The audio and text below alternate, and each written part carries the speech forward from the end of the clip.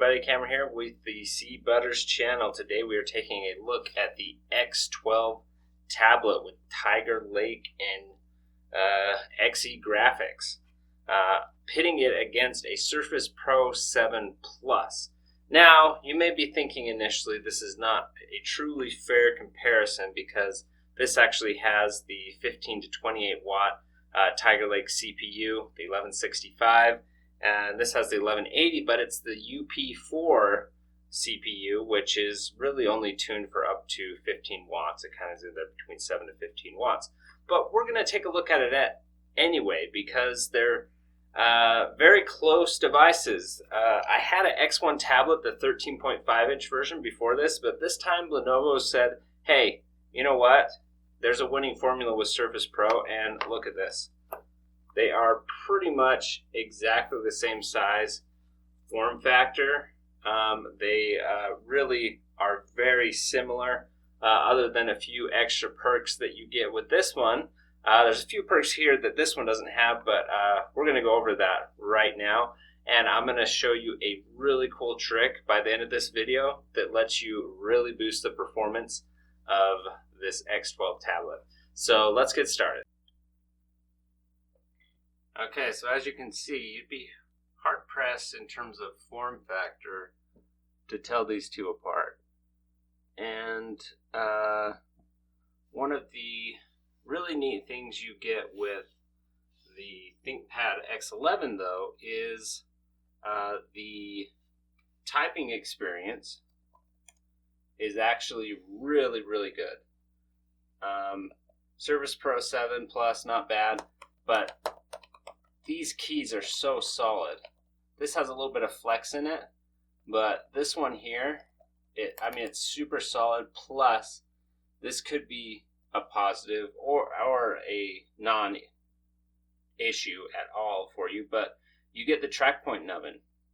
And if you are used to these track points to move your mouse around, it's really nice. I am one of those people who likes to type, and then I'll use my mouse, and then I keep typing. So let's talk about all of the things that this device has that maybe the Surface Pro 7 doesn't. Well, start things off. You have a shutter up here. You can actually close off your microphone. They double down and give you not only Windows Hello, but also a fingerprint reader. You also get this magnesium cover on the back. And you can see that their lid on the back also adjusts to pretty much all the same ranges as the Surface Pro 7 Plus does. But I do note that right at the very end, it gets floppy. Where on the Surface Pro 7, it maintains that range and then goes floppy at just the very end. So the hinge is still better on the Surface Pro, but very close on the Lenovo X12. Let's look at the I/O and compare that. So the Lenovo device has two USB-C ports, although one of them is Thunderbolt. So finally we have a Surface-like device with Thunderbolt, something we've wanted on the Surface Pro series for a very long time. However, they just don't want to give it to us because of Surface Connect, I guess. But that's all you get on the Lenovo X12. There's no micro SD card reader. There is a SIM slot that is an option to get mobile data. But other than these two USB-C ports and a headphone jack, that's pretty much it in terms of I/O. So let's talk about weight really quickly. They both weigh exactly the same in terms of specs. The only difference is the tablet portion on the X12 is actually just slightly lighter, but the Surface portion is slightly heavier. I mean, and these are like, you couldn't even tell the difference. Like holding it, I don't think you'd be able to tell. So if we take the Surface Pro 7 off, and we've got the X12 here, they both feel roughly about the same. So not really much of a difference. Like I say, form factor is mostly copied from the Surface Pro series, which is a great thing. And speaking of the keyboard, you also have, let's open this up again, sorry guys. You have the two levels of keyboard docking, so you can lay it flat like this, or tuck it up against the screen like that. And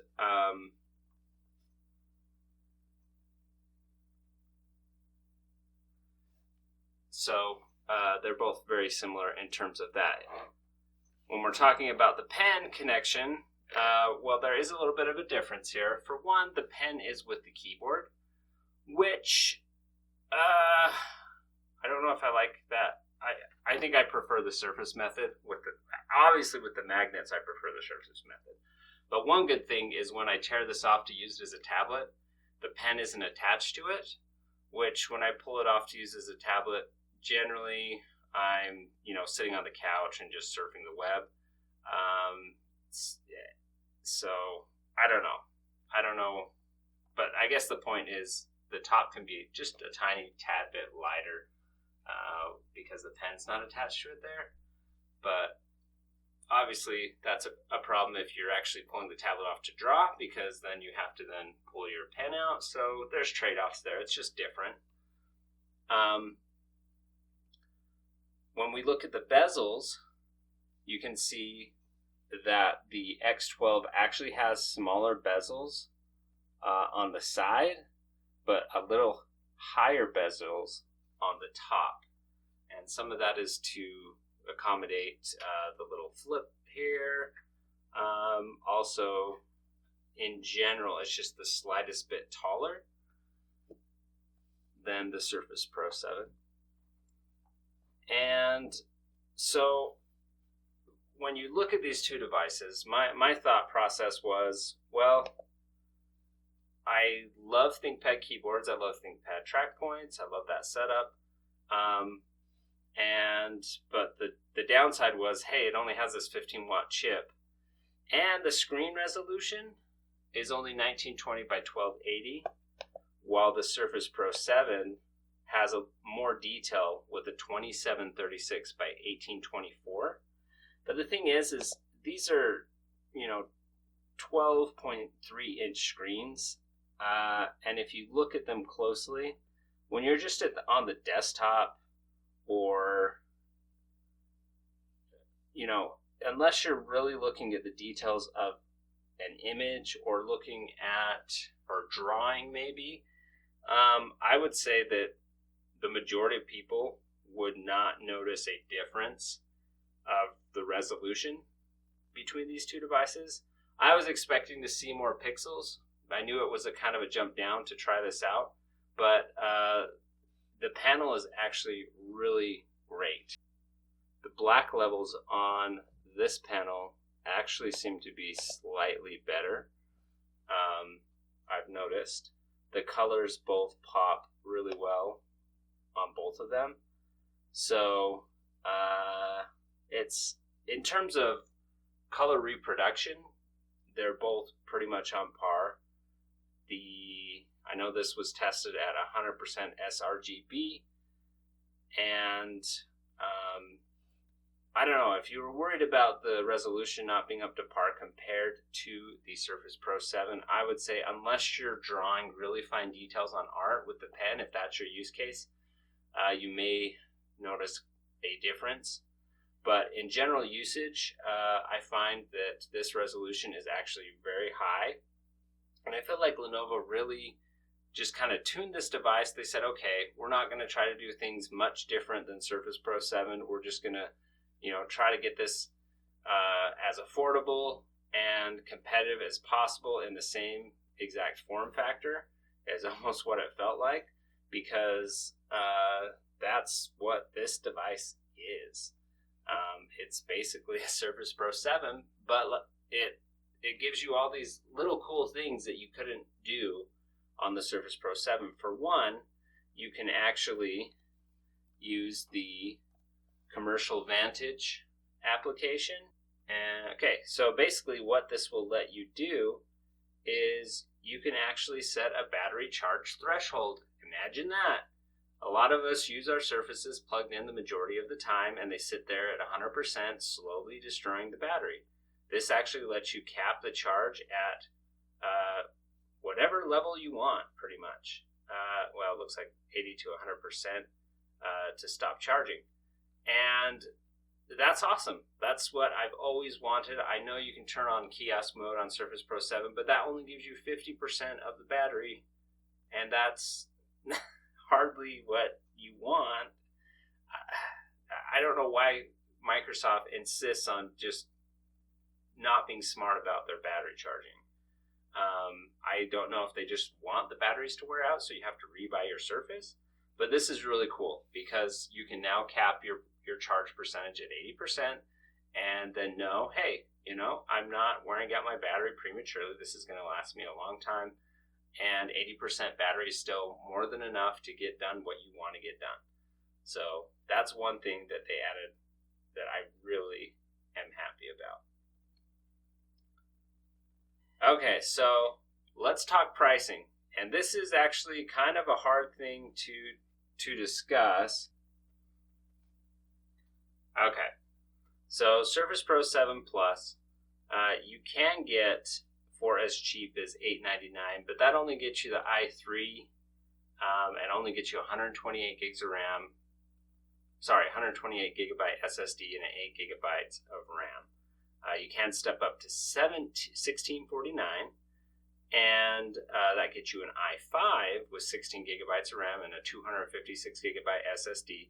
But if you want what I got on the X12, which is 1 terabyte hard drive, i7, it only cost me, and if you look on the website, Lenovo constantly is changing their price, but if you get it on a special or a deal, which they constantly have, I actually got the highest end X12 tablet device for $1,250. Whereas if you wanted to get the Surface Pro 7 Plus in a 1 terabyte configuration, you're looking at $2,799. And there's probably, if you go with 16 gigabytes of RAM, I don't even know if you can do that. Actually, you can't. So you're looking at getting an equivalent configuration. And this has the 1180, not the 1165, although be it UP4. So the value proposition on the ThinkPad is incredible. And let's throw in the kicker. This comes with a pen and the keyboard for that $1,250 price that I was able to get this at. You're going to have to pay an extra $130 for the type cover and an extra $100 for the pen. So on top of the $2,799, you're looking at a total above $3,000 for the equivalent device over here, where the Lenovo's giving it to you for somewhere between $1,250 and $1,500, depending on the cells.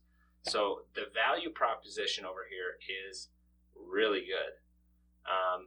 But let's talk about performance now, because there are some issues with performance when you're comparing a 7 to 15 watt device with a 15 to 28 watt device.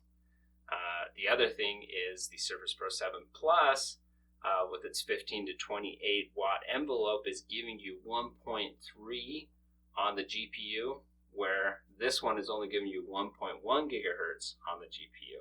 So there's some differences here, but let's go dive into the details of the performance. Okay, so let's look at performance here. We're running Cinebench R20, and when we first kick it off, we get 2130 on the X12, and it's cut off a little bit there, but the red line is the Surface Pro 7, the blue line is the X12, and you can see we've got the first run here down to the second run. They start slowing down as their processors get heat soaked and they stop performing at higher clock rates. So by the third run, the Surface Pro 7 is maintaining a little better than the X12.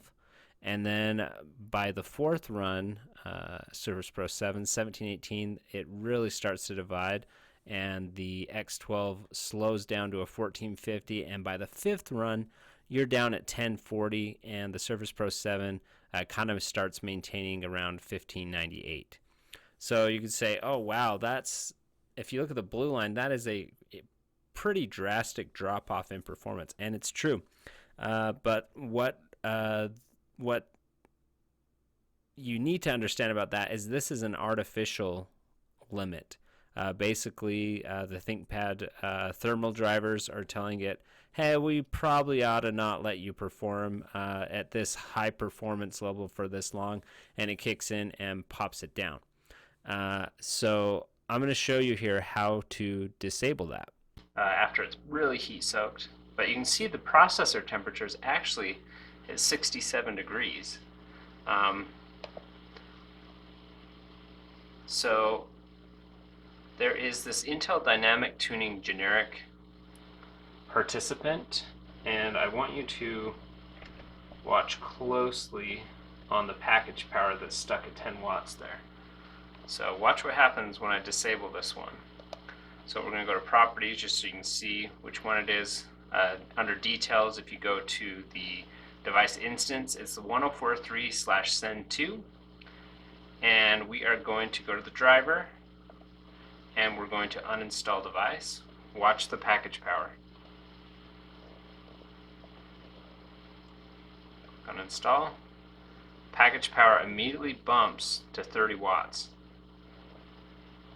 And now we're cruising back up at 20, over 30 watts. It will heat up too much and it'll throttle back down, but now we've regained performance. And now you can see when we apply that tweak that I just showed you how to do by disabling that thermal driver, boom, performance ramps right back up and stays there. You can actually maintain this level of performance at 1824, which is actually better than the Surface Pro 7 Plus. So while the Surface Pro 7 Plus can put out a higher number, the X12 can maintain a higher level of thermal capacity, which equals better sustained performance, which is really kind of neat. Okay, let's look at the 3D graphics in the mix. On the first run, the Surface Pro 7 gets 83.9, where the X12 gets 74.3, and you can see that now on the second run, they both slow down to about 68 frames a second versus 61, and then by the end, they're both dropping off to 63.9 on the third run versus 54.5. So Surface Pro 7 obviously has an advantage. It has a 1.3 gigahertz clock speed on the GPU, but the X12 only has a 1.1 gigahertz speed. But if we apply our tweak, look what happens. Boom. We now bump right back up almost to the same level that we started in terms of graphical performance. You start out with 74.3 frames a second.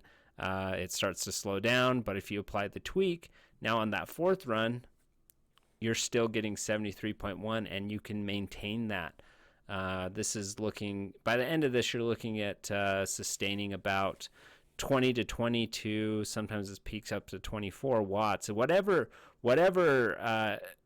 keeps the CPU under 100 to 90 degrees Celsius, it will let it stay at that level.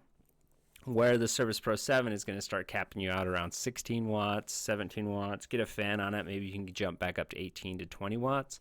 So the performance won't be quite as different if you had a fan on the Surface Pro 7. But that X12 all day long can push as much performance as you want. You can basically dial in and start playing with the TDP values. yourself. So you may say, you know what, I don't want to let this thing like edge at 100 degrees Celsius. And you can actually play with your TDP in something like throttle stop, and you can say, no, I'm going to cap it at 20 watts. And then you're going to get a sustained 20 watts all day long. It's not going to jump around. It's not going to fluctuate. It's going to stay at that if you perform that little tweak I gave you. Okay, so where does that leave us? The Surface Pro 7 Plus, a little more powerful initially, but the X12 can really maintain sustained performance if you perform some tweaks to the device. This device is just tweakable. You can play with the battery settings.